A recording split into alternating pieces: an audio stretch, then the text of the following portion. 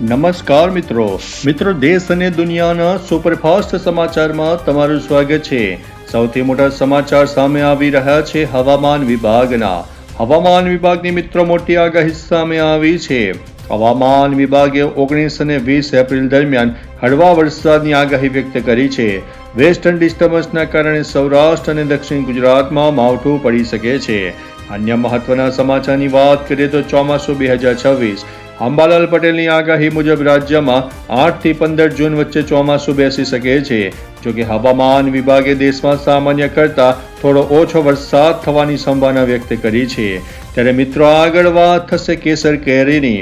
ગીર સોમનાથના તાલાલા માર્કેટમાં 19 ફેબ્રુઆરીથી કેસર કેરીનું આગમન થશે। આ વર્ષે ફ્લાવરિંગના કારણે સિઝન લાંબી ચાલવાની પણ શક્યતા દેખાઈ રહી છે। અન્ય મહત્વના સમાચારની વાત કરીએ તો સ્થાનિક સ્વરાજની ચૂંટણી। રાજ્યની નગરપાલિકા અને પંચાયતની ચૂંટણીને લઈને રાજકીય ગરમાવો તેજ થયો છે। ફોર્મ ચકાસણી બાદ અનેક બેઠકો પર ઉમેદવારો બિનહરીફ ચૂંટાયા છે।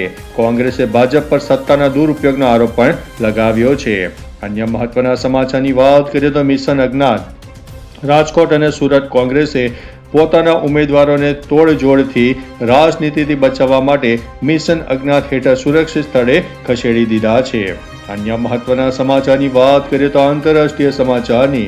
મિડલ ઇસ્ટના યુદ્ધની અસર ભરૂચના MSME ઉદ્યોગો પર પડી છે। પોલિમરના દાણાના ભાવમાં પણ મોટો ઉછાળો જોવા મળ્યો છે। અન્ય મહત્વના સમાચારની વાત કરીએ તો ક્રાઇમ સમાચારની। સુરતમાં બોગસ લર્નિંગ લાયસન્સ બનાવતી ગેંગ ઝડપાઈ ગઈ છે અને હજુ તેની આગળની કાર્યવાહી હાથ ધરવામાં આવી છે। ત્યારે મિત્રો આગળ વાત થશે વડોદરામાં મોટો ડ્રામા। વડોદરામાં કોંગ્રેસના ઉમેદવાર ભૂમિ પ્રજાપતિ બુરખો પહેરીને ફોર્મ પરત ખેંચવા પહોંચ્યા હતા। ત્યારે કોંગ્રેસના કાર્યકરોએ તેમને રોકવા માટે લિફ્ટ પણ બંધ કરી દીધી હતી। ત્યારે આગળ વાત થશે મિત્રો ગરમીનો કહેર। ગુજરાતમાં ગરમીનું આકરું મોજું ફરી વળ્યું છે। તાપમાન 40 ડિગ્રીને પાર પહોંચી ગયું છે અને સૌરાષ્ટ્રમાં હીટ વેવની આગાહી વ્યક્ત કરવામાં આવી છે। અન્ય મહત્વના સમાચારની વાત કરીએ તો કમોસમી વરસાદની। ભીષણ ગરમી વચ્ચે પણ હવામાન વિભાગે રાજ્યના કેટલાક વિસ્તારોમાં આગામી દિવસોમાં કમોસમી વરસાદની શક્યતા વ્યક્ત કરી છે। ત્યારે આગળ વાત કરીશું ખાતરના ભાવની। ખરીફ વાવેતર પહેલા ખેડૂતો માટે ચિંતાના સમાચાર છે। આંતરરાષ્ટ્રીય યુદ્ધની અસરોને કારણે યુરિયા અને અન્ય ખાતરના ભાવમાં મોટો ઉછાળો જોવા મળી રહ્યો છે। અન્ય મહત્વના સમાચારની વાત કરીએ તો વસ્તી ગણતરી। સાવધાન થઈ જાઓ, વસ્તી ગણતરીના નામે ઓનલાઈન છેતરપિંડીના કિસ્સા વધી રહ્યા છે। વહીવટીતંત્રએ સ્પષ્ટતા કરી છે કે વસ્તી ગણતરીના બહાને કોઈ પણ લિંક પર ક્લિક કરવું નહીં કે બેંકની વિગતો આપવી નહીં। અન્ય મહત્વના સમાચારની વાત કરીએ તો GSRTC ડિજિટલ ક્રાંતિ। એસટી બસની સમસ્યાઓ અને સુવિધાઓ માટે હવે QR કોડ સિસ્ટમ શરૂ કરવામાં આવી છે, જેનાથી મુસાફરો એક ક્લિક પર પોતાની ફરિયાદ કે સૂચન પણ આપી શકશે। અન્ય મહત્વના સમાચારની વાત કરીએ તો કેરીના ભાવ। ગોંડલ માર્કેટયાર્ડમાં કેરીની આવક વધી છે। 13,000થી વધુ બોક્સની આવક નોંધાતા બજારમાં તેજીનો માહોલ જોવા મળ્યો છે। અન્ય મહત્વના સમાચારની વાત કરીએ તો ઠાસરા દુર્ઘટનાની।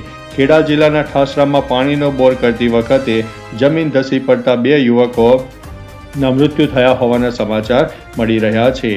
અન્ય મહત્વના સમાચારની વાત કરીએ તો ડોનાલ્ડ ટ્રમ્પની જાહેરાત। હોર્મુઝ સ્ટ્રેટ 48 કલાક બાદ સંપૂર્ણપણે ખુલ્લો મુકાયો છે, જેનાથી વૈશ્વિક વેપાર અને તેલના પુરવઠામાં રાહત થશે।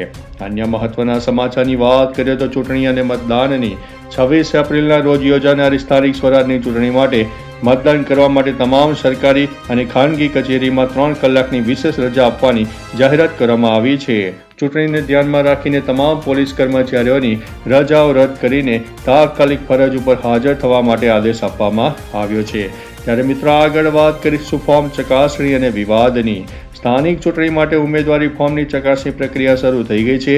સુરત, વડોદરા અને મોરબી સહિત અનેક જગ્યાએ ટેકનિકલ ખામીઓ અને મેન્ડેટના અભાવે ઉમેદવારોના ફોર્મ રદ થયા છે। સુરત કલેક્ટર કચેરીમાં ભાજપ અને કોંગ્રેસના કાર્યકરો સામસામે આવી જતા હોબાળો થયો છે। અન્ય મહત્વના સમાચારની વાત કરીએ તો રાજકીય ગરમાવો। જેતપુરમાં ભાજપના ધારાસભ્ય મહેન્દ્ર પાડલિયાએ નિવેદન આપ્યું છે કે તેમણે કોંગ્રેસને ઉમેદવારો ઊભા કરવામાં મદદ કરી છે, જેથી તેમની આબરૂ જળવાય. અન્ય મહત્વના સમાચારની વાત કરીએ તો અમદાવાદના સરખેજમાં 35 વર્ષ જૂના ભાજપના કાર્યકર જેઠા ભરવાડે રાજીનામું આપતા રાજકીય ભડકો જોવા મળ્યો છે. ત્યારે અન્ય મહત્વના સમાચારો પર નજર નાખીશું તો અમરેલીમાં ધારાસભ્ય જેવી કાકડિયાના પત્ની કોકિલાબેનનું વિધર્મીઓનો નાશ કરવા અંગેનું નિવેદન વાયરલ થયું હતું, જે બાદ તેમણે સ્પષ્ટતા કરી હતી.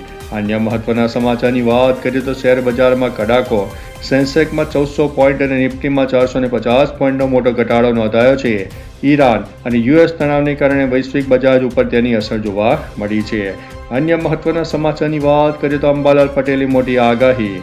તેમની આગાહી મુજબ 18 થી 22 એપ્રિલ દરમિયાન પશ્ચિમ વિક્ષેપને કારણે વાતાવરણમાં પલટો આવી શકે છે અને 11 થી લઈને 20 મે દરમિયાન ભારે આંધી તોફાન સાથે પવન પણ ફૂંકાવાની શક્યતા દેખાઈ રહી છે. અન્ય મહત્વના સમાચારની વાત કરીએ તો સુરતમાં સરકારી શાળામાં પ્રવેશ માટે ખાનગી શાળાઓ છોડીને આવતા વાલીઓની લાંબી લાઈનો જોવા મળી રહી છે. તો ચાલો મિત્રો, ફરીથી દેશ અને દુનિયાના સુપરફાસ્ટ સમાચાર લઈને મળતા રહીશું. ત્યાં સુધી અમને રજા આપશો. નમસ્તે.